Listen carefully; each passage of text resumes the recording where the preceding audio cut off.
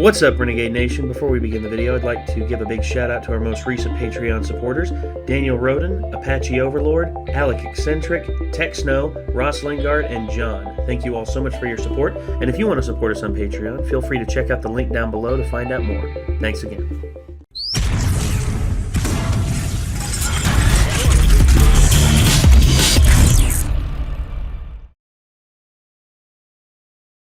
Ladies and gentlemen, it is almost here. It's on. Again. What is it? Yeah, I was waiting for that. You want it all, but you can't have it. At least not until this one comes out, then we can have the rest of it. Yeah. And that is it. Mm-hmm. And that is it, Corky. Yeah. Unless he writes the sequel at some point. Which I don't think he ever will, because Unless he goes back on I cocaine. don't know, he did a sequel to The Shining. well, that's different because The Shining, the primary character was still alive, and he was the primary driving force of the entire story. Whereas You're talking about the little kid? Yeah. Yeah. Danny eventually grew up. This, on the other hand, the primary driving force of the entire scenario is the creature. Yeah, I thought there was a whole overarching thing where it is like practically a deity involved with a bunch of other crazy deity. In the whole Stephen King chronology, Right? yes and no and maybe, because Dark Tower is supposed to be what ties everything together. That's supposed to be what everyone will go to, or everyone goes to really understand why all these universes function the way they do. Mm-hmm. And this, it is predominantly one that, it's one that people consider, it's one of Stephen King's best works, by far. But it's considered an offshoot in certain ways, where not everything in this universe is fully affected by the dark. It's a whole weird thing. So the question of what is it is pretty relevant. Yes, quite literally. I still need to finish The Dark Tower because I only ever got to the 5th book, but I never finished it because I heard people say that the ending kind of sucks. Well, a lot of people say that about Breaking Bad, and I think Breaking Bad's ending is friggin' awesome. I think it's one of the best endings that you could have ever written. A lot of people say a lot of shit. Well, yeah. A lot of people also think Seinfeld's ending is bad. I thought it was actually perfectly palatable. A lot of people like Seinfeld. Yeah, I'm one of them. Apparently you don't. It's fine. I mean, my parents got me into Seinfeld. People don't like Dr. Phil. I love Dr. Phil. Yeah. And some people out there don't like punk music, and those people can go jump off a cliff. I don't like some of the I things understand. Dr. I'm Phil just joking. says either. I'm just joking. But yeah, all things considered, guys, I'm excited for this because I said this in the previous trailer reaction we did when the first trailer came out. When it came to the casting of Beverly Marsh, I called it. I called it would either be one of 2 or 3 actresses. My number one choice was Jessica Chastain, and guess who they got to play her? Jessica friggin' Chastain. Boom. My other pick was Bryce Dallas Howard and Amy Adams. Those are my 3 primary ones, and they got my number 1 pick. So, good on you. Good on you, It. Good casting. But we got the trailer queued up here for It Chapter 2, the final trailer. Let's watch it and see what happens. Here we go. Something happens to you when you leave this town. The farther away, the hazier it all gets. But me, I never left. I remember all of it.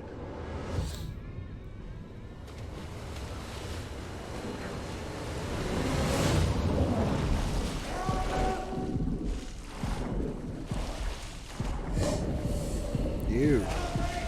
Sewer water.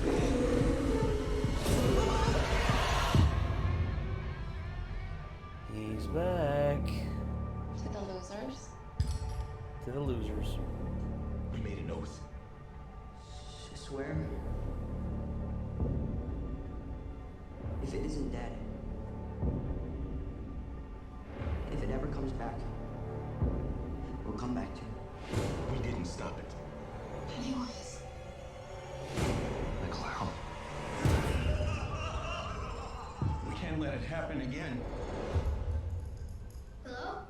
Kid!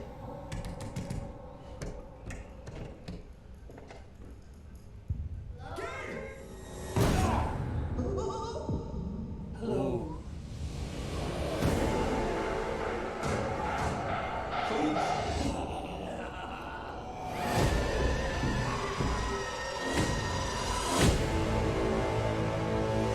For 27 years,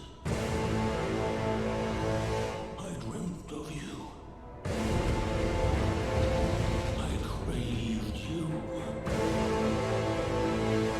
I missed you. We need to finish it. For good. I've seen all of us die. It consumes us from the inside until we don't have a choice anymore. You lied. And I died. You lied. And I died.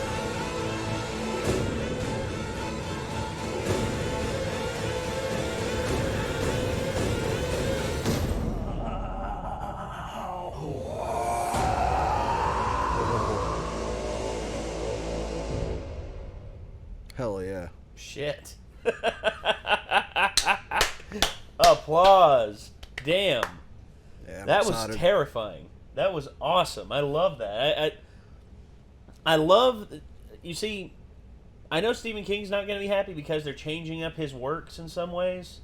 But you know what? Sometimes you have to make changes to make it flow better as a film. That's one thing Stephen King really couldn't understand. That's why every time he's tried to do an adaptation, for instance, whenever he tried to do his version of The Shining, it was so long and so boring that everyone lost interest. I like The Stand. A Well, lot The of people Sta- didn't like it. No, The Stand was okay. But another one that he directed, all that he actually was like, you know what? I'm going to do it myself. I'm going to direct it myself. And that was Maximum Overdrive. A good Cheese Supreme. absolutely Cheese. Supreme. That's like canned cheese, like the spray cheese. Yeah. It's still good, but God, you know it's not You good know it's for terrible. you. Yeah. I love that shit. I love the 90s, 80s campy Stephen King movies. I do too. I do too. I mean, still love it with Tim Curry in it. Oh, I do too. You see, back when I was a kid, it scared me. Oh, But hell as an yeah. As an adult, I actually, my more cynical mind is actually able to tear it apart. Whereas this actually brings me back to sort of a feeling that I had when I was a kid. The certain discomforts I had about how big the world was and all the unknowns. Like, I was in this little bubble of, I mean, hell, when I didn't experience the internet until I was 13. I mean, I was like in the backwoods.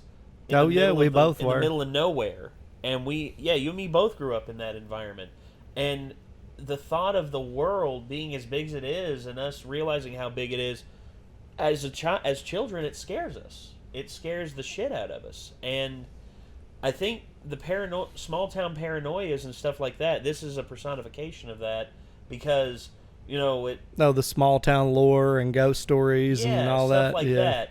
How it's stuff people don't really talk about, but something's there. Something's out there that'll get you. That's just like in Abingdon. There's actually a story about the Screaming Holler.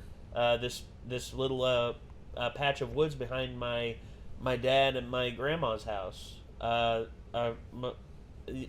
It's out there, and they say every night you can actually hear like something screaming on the path, and it's just it's scary to think about. And really, there's just like a bunch of prickly bushes out there, and people walk through. No, no, it's not spirits at all. Just pissed off passersby getting pricked. Either that, or actually, we actually found out that screeching owls nest back there.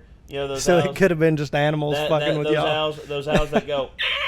Yeah, owls and foxes can actually sound kind of like people, and terrifyingly so. And- Or mountain lions sound like kids screaming. Yeah. I heard one that scared the shit out of me one time. Oh, So this trailer made me think of something I wanted before I forget. If you're drowning in sewer water and Pennywise is there to pull you out, are you just going to get eaten by Pennywise, or do you want to drown in shit? Because I think maybe going into his gaping teeth hole and just like disappearing and dying then might be better than drowning with a turd stuck in your throat. Depends on if he eats your soul when he eats Right. you, I guess. I guess. Jesus. But that scene made me think when he's flashing and he's like reaching, I'm like, damn, there's some terrible literal shit going through that. Now, I don't know if I'm trying to drown to death and shit. I wouldn't want to drown Being in shit eaten by either. Pennywise probably way cooler of a way to go out than just fucking drowned on a turd. Yeah, at least when I got to the afterlife, people were like, how'd you go out? Like, you'd be talking to everybody, it's like, how'd you go out? Car accident. How'd you go out? I fell down the stairs. How'd you go out? I got eaten by a killer clown monster. Oh, I was gonna drown in sewage, but I was gonna drown. Yeah, I was gonna drown in sewer water with a Well turd, played. With a turd in my lungs, but nah.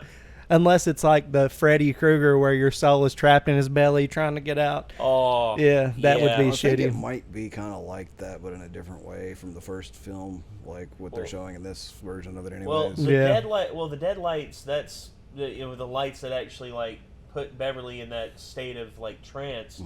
Those actually are what they said that's where the souls reside.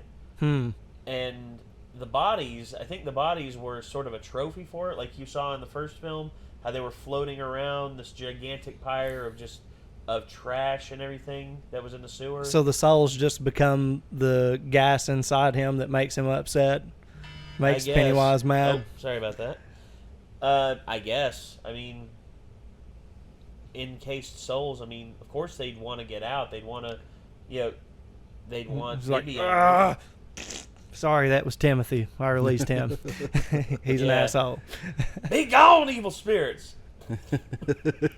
I can relate to Pennywise on some level. That Oh gosh. I give names to my tacos and they become evil spirits that dwell within me and cause me trouble. All right. Fair enough.